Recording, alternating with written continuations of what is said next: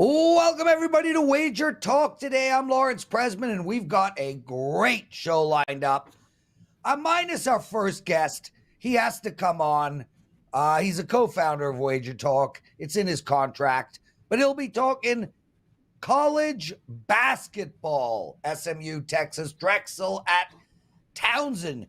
You thought Adam Trigger had strange games. Ralph Michaels after that. He's got a chart for us. And he'll be looking at an NBA and college basketball game, and Andrew McInnis at the end of the show.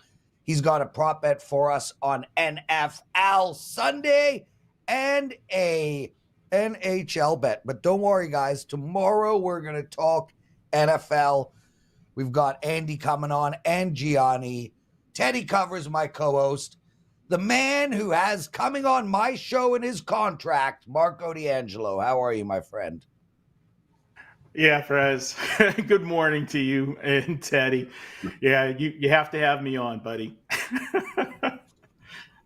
Let's get right into it, Marco, and talk a little college hoops for tonight. SMU, North Texas. North Texas, not Texas. North Texas, the team we're talking about here. The Mustangs right now pretty much -1 across the board. Low total in this game, 125.5. What do you want to do with the Aggies and the Mustangs? Well, Teddy, I can't wait till you cross-examine me on this one, because this is one of those ones that's a little bit tough to swallow. And here's the narrative that John Q. Public is going to look at this game tonight. They're going to look and see that SMU is 13-5 on the season. They scored 103 points in their last game. And North Texas is 11-6 and scored 44 points in their last game. And yet tonight's game has a line where it says basically just pick the winner. And John Q. Public's going to want SMU in this game, not me. That's whenever I want to line up and take the home team here. Now, North Texas, both of these teams are tied for fourth place in the American Conference, both at 4-1, and both are playing good basketball at the right time. SMU's won 7 of their last 8. North Texas has won 6 of the last 7. But this is a contrast of styles. One team likes to go at a faster pace. The other team is very comfortable playing a half-court game.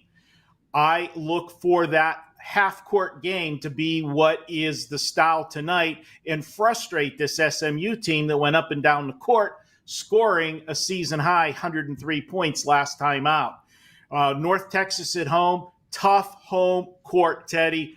They are undefeated at home this year. I am going to go ahead, take them 8-0 at home, just pick the winner. That's where I'm heading and lining up for this one. And as I like to say, SMU, after a 33-point win and going over 100 points, they are definitely on my fat and sassy alert list. I'm fading them tonight. So I don't want to ask you about the game in particular. I want to ask you about the point spread here. Because one thing that I did this season in college hoops, and I haven't been perfect with it, but I've really tried to stay away from the games that are lined right by pick'em, games but +2 to -2. It feels like those games consistently, it's going to come down to one possession at the end of the game. You don't have a lot of right side winners. You don't have teams taking control in these pick'em type contests. And it feels a lot more like a coin flip, who hit shots in the final minute, who hit shots in the final 2. Is this the kind of game you think is going to come down to the final 2 minutes and North Texas is going to out-execute SMU down the stretch? Or is this a game that you think that North Texas is legitimately capable of pulling away and winning by margin, and we're not dealing with fouls and three-pointers in the final minute? Well, Teddy, that's a good point that you bring up. And I will say this much, and I'm kind of the opposite. I like to look at these, close line games, because you know how many times I come on the show and I talk to you that I want to think opposite of John Q. Public. And when one of the teams looks easier to take in a pick the winner situation, I want to go against them. If it's that easy to make a bet, I found the easier it is to make a bet, the less likely it is to cash at the window. So maybe they are coin flip games, and I've been just having success, knocking on wood, of being on the right sides of those coin flips. But I do believe that at this time of the year, I really look at how strong teams play on their home court. And that's why I like conference play. because in most of these conferences you get double meetings. They play home and away. Marco D'Angelo, everyone. Looks like you're growing handlebars, Marco. I think they might work on you, actually. Anyway, guys, Marco's got a 5% play up this Sunday in NFL, and he's got a promo code to give out, which will include his 5% play. Very few handicappers harder than Marco right now. 45 wins and 26 losses in his last 18 days. I messed that up. 45 and 26 in his last 18 days. Use the promo code Marco7 and you get 7-day all access for $69. That will include his 5% play. 10-1 this week, dude. Is that correct? Am I seeing that right? That is correct, sir. And the one loss was one of those come down to the wire. I lost by 1.5. One of those coin flips. So I go 5-0 last night for my clients. I'm all pumped. I'm excited. I'm ready to come on the show and scream and yell about how great my last night was, and then you show up with a 10-1 run. Thank you, Marco. Way to rain on my parade. Okay, then. Drexel, Towson, -1.5 for the home team. Where are we going here?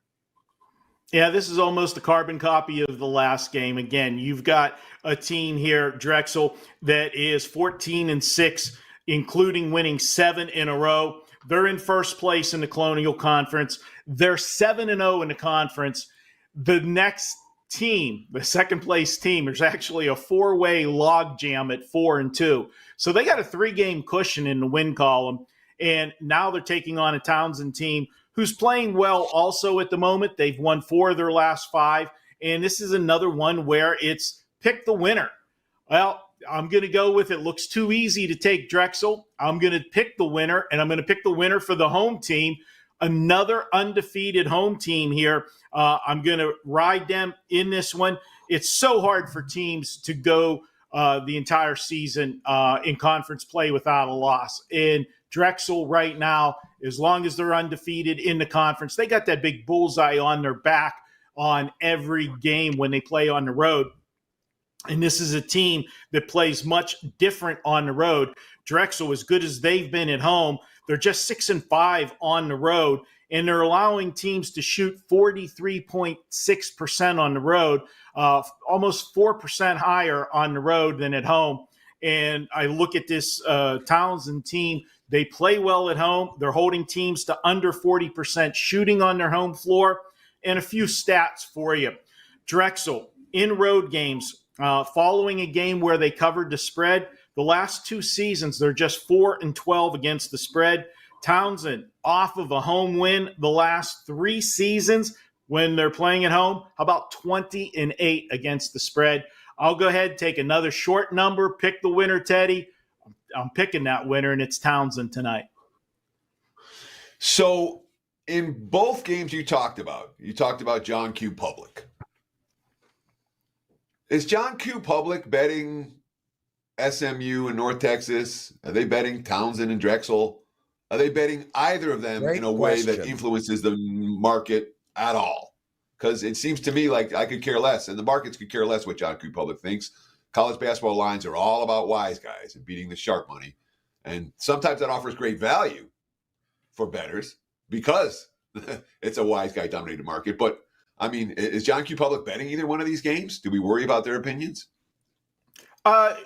If they are betting it, they're doing what I'm saying. But like you said, this is a game that's going to get more volume by the sharps. This particular game, the opening number last night is Drexel -2. So if it is the sharps betting this game, I'm looking at it that they come in on the Townsend side. So I'll ride with the sharps on this one because John Q. Public probably didn't bet overnight. That's another good indicator. Did you just wink at Teddy? Did? I did. I saw it. Okay. Just wanted to make sure. Okay. You're looking very Rogie Vachon today. I don't know if you know that reference. Marco D'Angelo joining us, everyone. Guys, take advantage of Marco's hot streak, 10-1 this week alone. Use the promo code Marco7. It does include his 5% NFL play, 7-day all access, $69. Did I cover everything, my friend?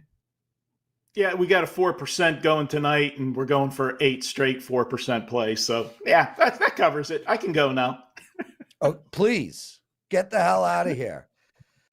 Teddy covers. We got What Did Bettors Learn? Before we get into that, I want to say that I finally got around to watching Oppenheimer.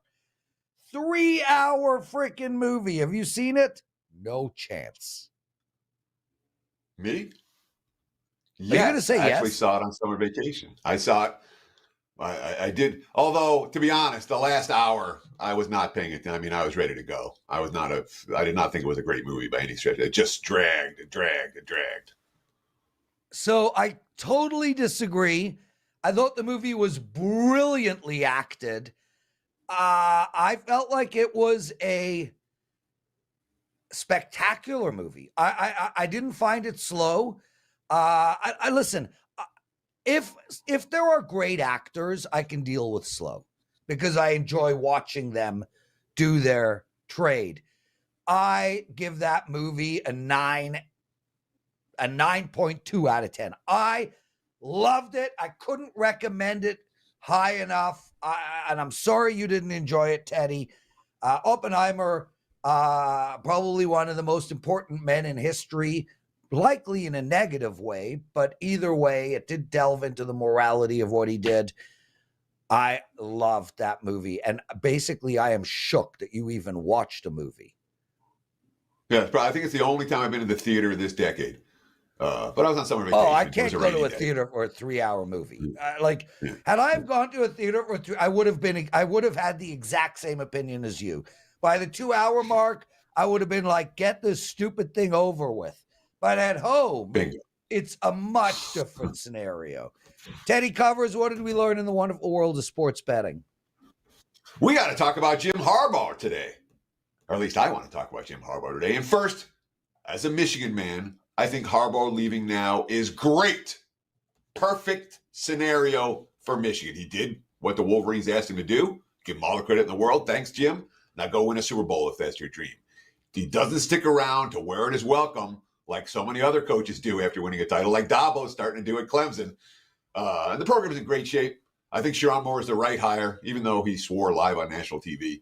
He should get the job. He has big shoes to fill. The conference is only getting tougher. It's harder and harder to win in college football. Every year you have to rebuild and rebuild every year thanks to the recruiting portal. I wish more luck. I do not expect Michigan to be a bet-on team next year the way they were this year. The markets are not going to underprice the defending national champs. Not likely anyway. But from a betting standpoint, and this is key, know this right now in January, so you can have a betting strategy if this is a bet you want to make. And this is why it merits a What Bettors Learn on a Thursday morning. The LA Chargers are going to be a hot team in the betting markets next year. Likely very hot. They've got a quarterback. They have talent. Sure, they have some salary cap concerns. $44 million over the cap projected. But this year they were riddled with injuries. And Harbaugh's first-year track record is sick. Stanford, 111 to 4-8. He pulled off the biggest upset in college football history, beating USC as a 42-point dog that year. From the 49ers, 6-10 the year before he got there, 13-3 his first year. Michigan, 5-7 the year before he got there, 10-3 in his first year at the helm. He has that track record. So if you want to bet LA Futures to win the Super Bowl, to win the AFC West over their win total, do it the first day those lines come out. Mark my words. Chargers going to be white hot in the betting markets this coming off season after the Jim Harbaugh hire. That's my take. Lawrence, back to you, my friend. Listen, I don't want to get into your take, but I do want to point out that when I look at Jim Harbaugh, I cannot believe he was an athlete. The man looks like he should be behind a desk working for the IRS. But clearly, what do I know? Ralph Michaels joining us. Ralph! Welcome to the show, my friend. I feel like it's been a while. We need volume, Oh, here. Ralph. My apologies, guys. Prez, it's been a couple weeks with you. I was on last week and you weren't on. And Teddy, by the way, I went to the database with Marco on. When I looked at college basketball games since 2018 with the lines between the two, there were 2,553. 20.7 of them fell within a three-point shot either way. So 21% of the games with those close lines have come down to where a three-point shot can affect the game. I thought it might be higher. Yeah. Okay. Let's get into a game. Boston, -7.5 against Miami. How do we bet this one, Ralph? Well, people in Miami thought Rozier was going to come in and turn around the Heat, and as poorly as they've played, we know when a player comes in, they're not going to change a program overnight. How bad has Miami been? 0-4 straight up in ATS the last 4 games. They lost by 24 as a 3-point favorite at Toronto. They lost by 1 as a 7-point home favorite. Then last night, Memphis has 9 people on the injury list, had only 9 players available, and they lost by 9 as an 11.5-point favorite. Now, Miami had to exude energy last night.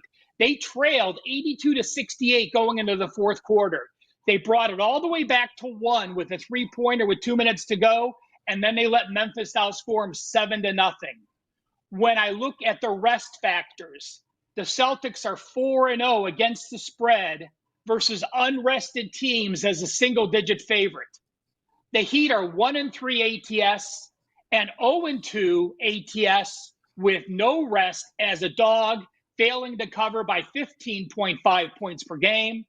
When I look at some league-wide systems since 2018, when a rested team is playing a non-rested home dog like they are tonight, those home dogs have covered 34.2%.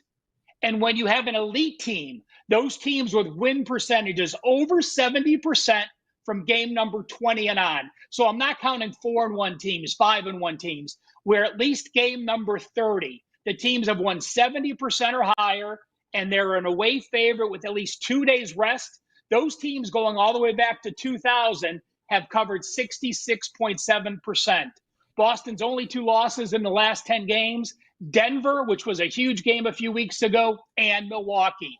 Boston gets it done. Miami goes down to their 5th straight loss and 5th straight ATS defeat. So Miami's one of these teams, for me at least, Ralph, that it's real simple. I rarely want to lay points with the Heat. I usually want to take Miami when they're bigger dogs. And particularly when we talk about when they're catching more than 5 points, they've been an excellent point spread team this year, last year, repeatedly under Eric Spoelstra. Do you worry at all that Miami's in a change of roles here, now catching a bunch of points against a team that they played fairly well against? That is always a concern. And, does Boston have motivation to lay the wood on them? They did beat them last time. They do have a home game against the Clippers in a few days. Now, I will say this, Teddy, it did concern me a bit. And this one just fell short. When I went to sleep last night, I said, okay, if Miami is laying 5.5 or 6, they're going to be in my mix. And I did leave them off, and I want to explain why I left them off. Much like I just told you with those college basketball numbers, when I looked at the NBA data, when teams are an away favorite to -6 to -8 since 2016, there have been 499 games. 23% of those fell between 6 and 8 points. So it is clear that the number of games when you have an away favorite in this role fall within that price range. That and the line climbing up kept it off my card as a client release, but an obvious lean for me with Boston's tonight. Ralph Michaels, before we get into your chart, there is a -650 in the NHL tonight. -650. When was the last time that happened? How fast can you figure that? Can you pull that up? I mean, I don't think I've ever seen that in my life. Give me 15 seconds. And the answer is, and I do shoot this to Carmen Andrew when I see those kind of things. Prez, in my database, the Avalanche were minus 700 to the Canadiens, January 22nd, 2022. They won. The biggest upset, the Avalanche against the Coyotes were a 550 favorite. In 2022, they lost. So the Coyotes were a dog. 5 different teams were a 500-plus favorite against the Coyotes in that 2021 season when they were so bad. Yeah, I mean, minus 650. Wow. You've got a chart for us, Ralph, and we're going to be discussing NBA. Rest or no rest? Fill us in. Well, 2 sides of the chart, and there's a lot of data to look here. I will put this on Twitter at KelSportsLV, so just go ahead and take a look where you can look at it more clearly. It's simply this. I talked about some rest, no rest numbers with Boston and Miami. The left-hand side of the chart in the green are what teams are with no rest. You see rest equals 0. The Trailblazers 6-2 with no rest. The Mavericks 5-2. Go back and look at those couple teams that are all offense and no defense. The Lakers, the Hawks, and the Pacers are a combined 3-20 against the spread with no rest. On the right-hand side, with the orange color, it shows you what teams have done when their opponent has no rest. No surprise that the Cavaliers, with the defense they're playing, the Cavs are a perfect 6-0 against the spread, playing an opponent with no rest. The Mavs, Rockets, and Heat, a combined 3-9 against the spread, facing teams with no rest. So these are updated through last night. Again, I'll throw them on Twitter so you can dive in. I also broke down what those teams do both home and away in both categories.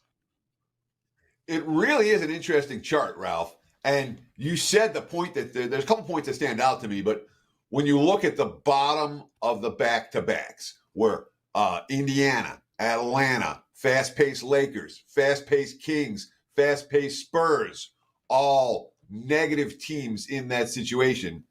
Do you think that this is one of those scenarios, or maybe we can project moving forward that the teams that play with pace more likely to struggle in these situations, or do you think this is just an anomaly? I think it makes perfect sense, Teddy. I don't have a way to check pace numbers in the database, so we would have to go through year by year and look at the highest pace teams to see where they rank, to backtrack it. But this is one that makes perfect sense to me, and I do look at teams in current form with rest and no rest. The league-wide numbers haven't been great. When I looked at what home favorites do with no rest, they're 50%. Away favorites, 50%. Away dogs, 50%. The one thing that does stick out, home dogs with no rest against a rested opponent, going back to 2018, 44.7%. So the inferior team that has no rest has been a play against long-term in the NBA.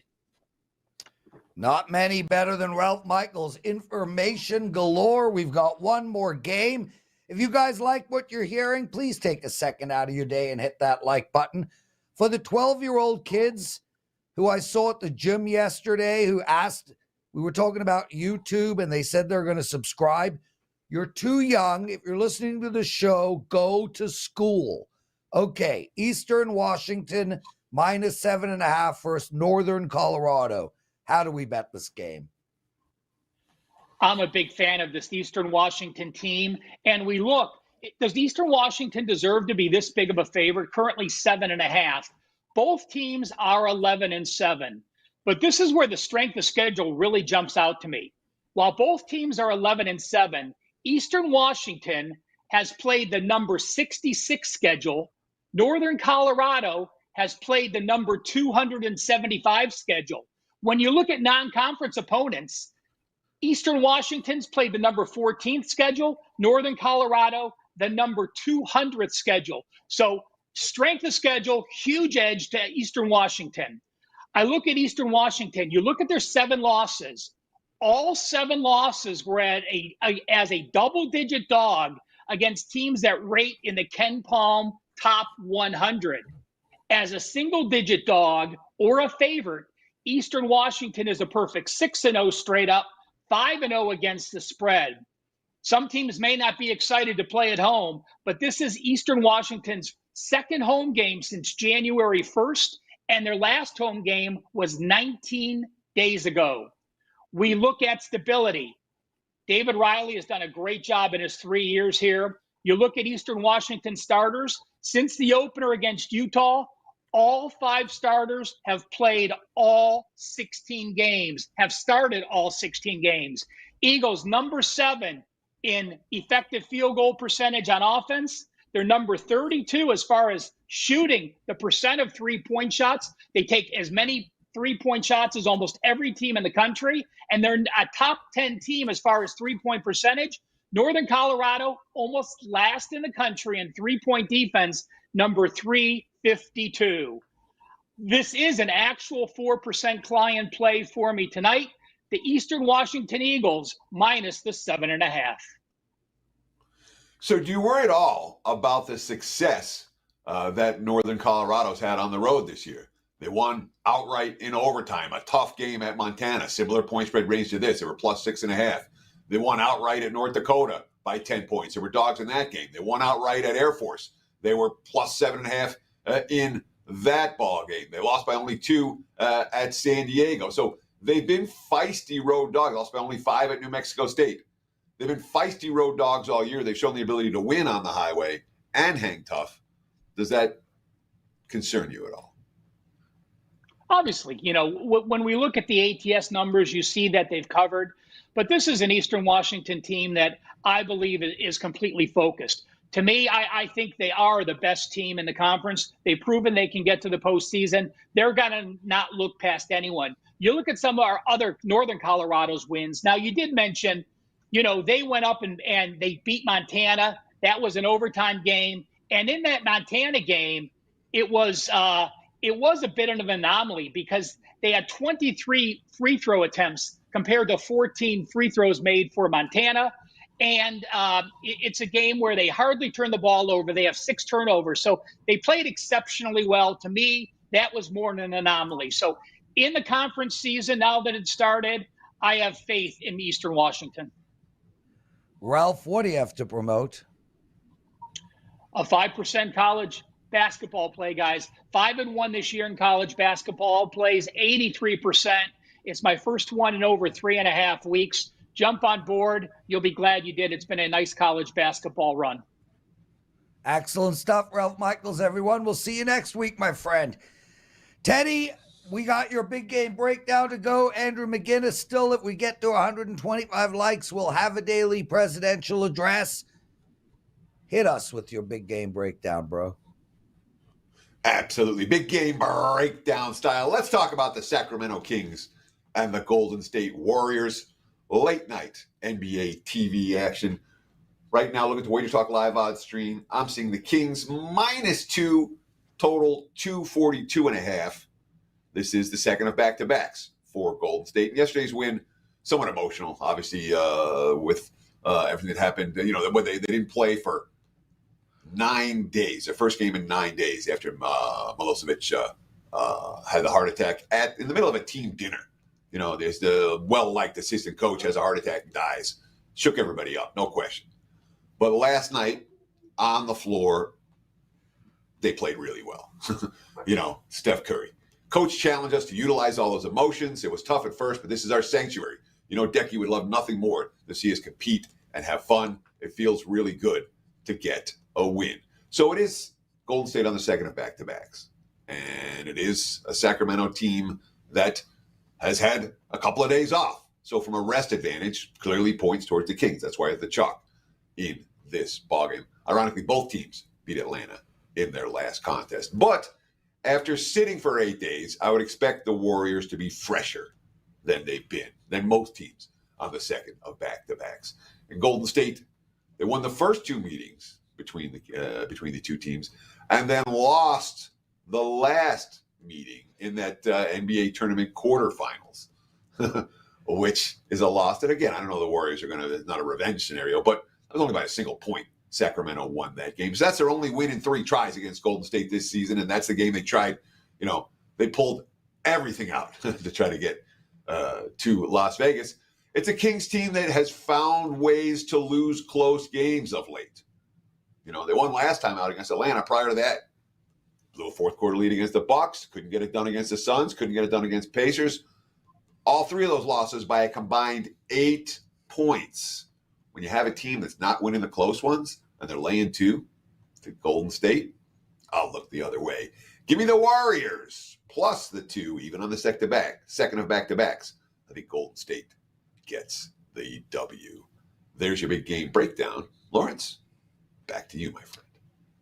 Teddy, before we bring on Andrew, I just want to thank one of our listeners, Lad Fantasy 5174. Yesterday, he took time out of his very busy day to write a comment after our video went up, and it said, "Only idiots pick the Bucks." That'd be me, lad. I'm the idiot that made money on the Bucks last night. Just wanted to shout you out, bro. Andrew McInnis joining us. Andrew! What's up, guys? So, Teddy, Andrew liked Oppenheimer. He saw it in the theaters. He was wasted off his ass. Did I sum that up? I think wasted usually implies I was just pretty stoned. I have a pretty bad attention span, so there was no chance I would have been able to sit there for 3 hours in a movie theater. But I think, guys, you have to watch that in a movie theater. Like Prez said, there's no chance. To me, there's some movies you see that's like watching like Fast and Furious at your house. For a movie like that you have to watch on a big screen. Dude, Fast and Furious is a movie you go watch at IMAX or Mission Impossible. Oppenheimer is like basically a black and white movie with no action whatsoever. It could have been a stage play. Why would you need a big screen to see a movie about people waiting for Godot? Nice reference there, Teddy. Yeah, no, Andrew, we disagree. But I loved the movie. Now, before we get into your games, there are some NHL players that are about to have their careers destroyed. 2 on the New Jersey Devils, 1 on the Philadelphia Flyers. These guys are screwed, and both those teams are playing tonight.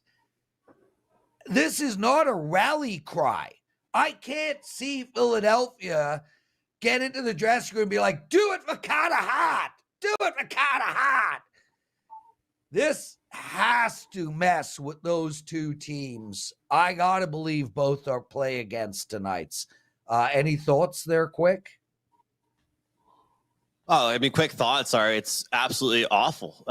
If what the accusations are being made are even remotely close to true, it's despicable. And it's taken a long time for the evidence to be built or the stories to be built. But look, Prez, I agree with you. I think that any distraction to a team, people would say, lead to just bad communication on the court or the ice, could be poor chemistry. What Teddy was just referencing is, a tragic, a death or something happening where you can kind of see the team spirit being lifted when something really sad happens like that. But when something really bad and just something that you just can't expect to ever happen, you don't even want to imagine it happens, it certainly throws a team off. So I would agree with you. It's a good time to fade those teams overall. There we go. Teddy, you want to jump in? I don't even know who you guys are talking about or what you guys are talking about. What's going on? So the 5 players in the NHL, 8 players altogether. 1 is a professional player in Europe, and then I guess 2 didn't make it. They all played for the Canadian junior team in 2018. And they are accused of the movie The Accused? Yes. That. I don't think I ever saw it, though. Okay. They were at a gala celebrating their championship win in 2018, and one thing led to another.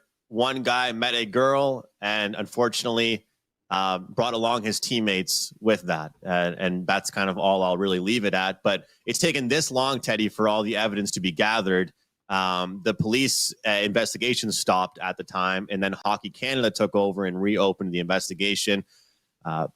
Prez trying to make it into sports betting. Overall, I would say it's a good time to fade those teams. Hey, we are sports Well, let's talk bettors. some NFL. Yeah, go ahead, Teddy. Yeah, okay. George Kittle is a guy you have highlighted for this week. Prop-wise, are we looking at Kittle over? Are we looking at Kittle under? And why? So, Teddy, one thing that I've learned over the years with the prop betting market, and I have to give credit to my Prop It Up co-host Andy Lang for actually helping me out with this, is that it's like the old phrase, if it ain't broke, don't fix it, right? And one thing for me, I cash tickets on a guy sometimes, and then I just go away from them for a while. But why? Why should I do that? Or even if you lose on a guy, you have to stick with it. I believe in the prop betting market. If you like somebody, you stick with them for quite some time. Obviously, it's different now in the playoffs. Last week, I come on this very show, give out the over on the exact same player, George Kittle, over his prop number. I believe it was 5 yards lower, and he goes over that number. George Kittle, to me, is a big part of this offense, and he kind of goes under the radar with, the likes of McCaffrey and Debo and Ayuk and just the great players that this team has to offer. And this is a player that has had at least 4 targets in now 11 straight games. He's gone over this very number in 10 of his last 15 games here. And looking at obviously the injury to Debo, that only makes things more, makes it more favorable for Kittle. I believe he'll have to be even more part of this offense. Last week, the Lions gave up 65 yards to Auden. And if we look at, comparing those two players, I think we can give the clear nod to George Kittle. And this, to me, is an opportunity to take advantage of a team that clearly is going to the tight end quite a bit. Brock Purdy clearly has chemistry there. And I think he's a huge part of their success. So a lot of times I reference with a player like Kittle, there's so much attention on other players. But in this instance, the injury to Debo only helps my case. And it's only 5 yards, like I said, higher than it was last week. I believe he's a huge part of it again. And one thing I really like, Teddy, about this prop is that he's not someone that needs 6 or 7 catches to get you to this number. He can get, 20, 25 yards on one catch on the occasion. Like I mentioned, at least 4 targets in his last 11 straight games. So I was trying to think about this while you were talking. I'm trying to think, is it better for the over if Debo plays, which will take attention off of Kittle, or is it better for the over prop if Debo doesn't play because Kittle will get more targets in theory? What's your take on that? Because right now we don't know. I mean, I'm assuming Samuel's going to play, but he didn't practice yesterday. The markets sure seem to think he's going to play. I mean, the money's coming in on San Francisco.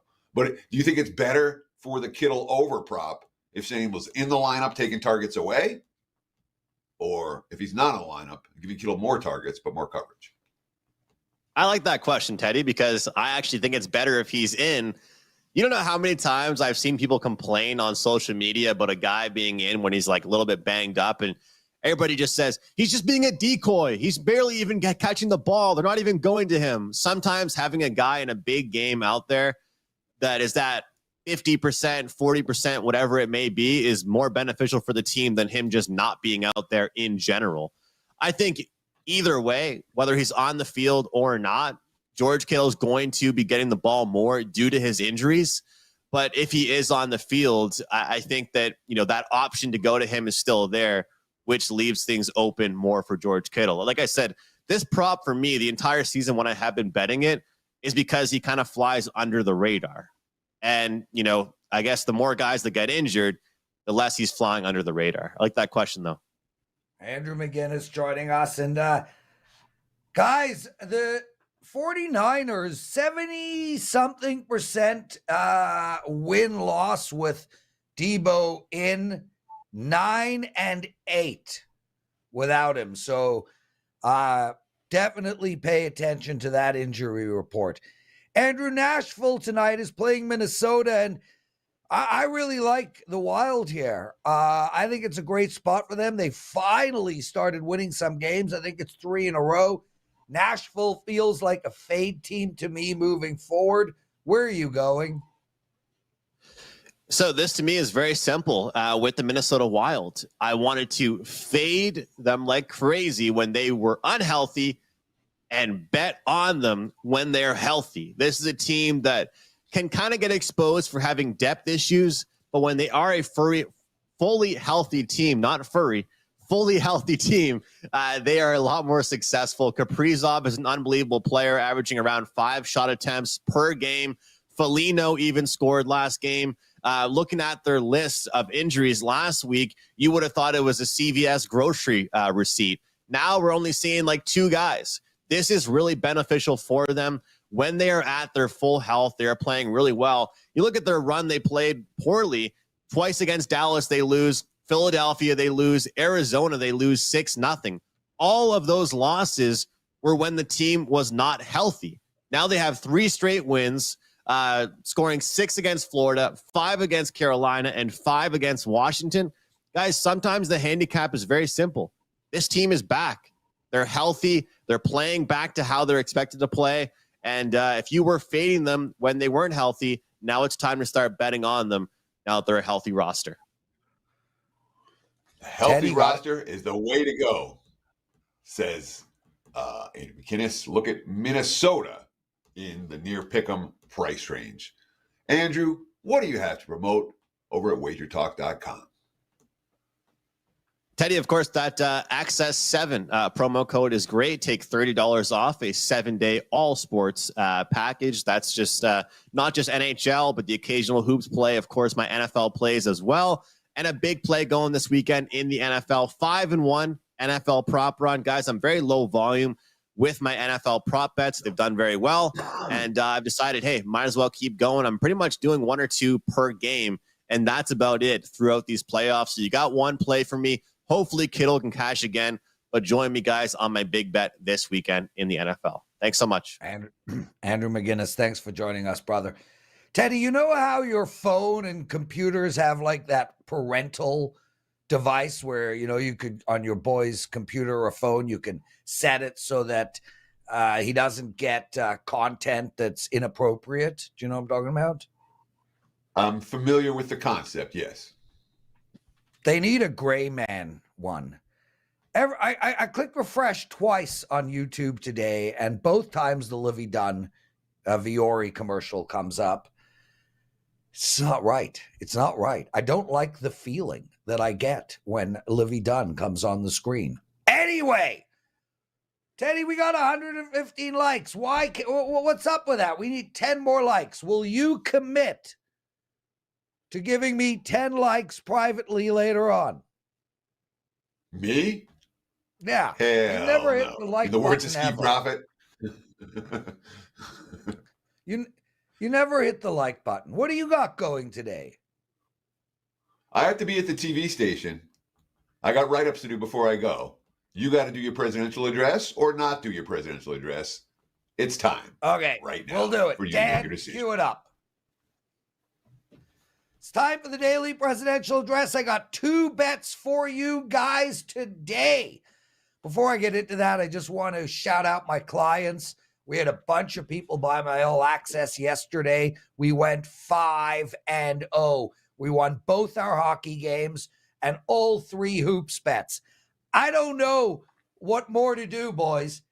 I am winning substantial money in college basketball, NBA, and NHL. We do have a promo code. It goes right across the company. You can use it for any handicapper you want. It is Access 7. You get $30 off of anybody's 7-day all access. I am the #1 handicapper in NHL, NBA, and college basketball combined. I feel like you should use that access code on me. I have a big card going tonight. I got a college basketball total. I'm on a 28-12 run in those. I got an NHL money line bet. I'm 23-9 on the season in those. Again, I don't know what more I can do. Okay, 2 bets for you guys. And the first is the Carolina Hurricanes. Man, I want to fade New Jersey right now, firstly, they've lost Jack Hughes for a while. They have a ton of injuries, but they also have a gentleman who is going to London, England to face career life-changing situation that is going to mess with that team. Carolina minus 164. I also like the Minnesota Wild tonight. Andrew McInnis came on the show. He gave it out. This team is finally healthy. They're playing a Nashville team that I'm looking to fade. Take Carolina, take Minnesota. Teddy, take us home. That's going to wrap it for the Thursday edition of Wager Talk Today. We'll do it tomorrow, same time, same channel. Between now and then, enjoy the games and best of luck with all.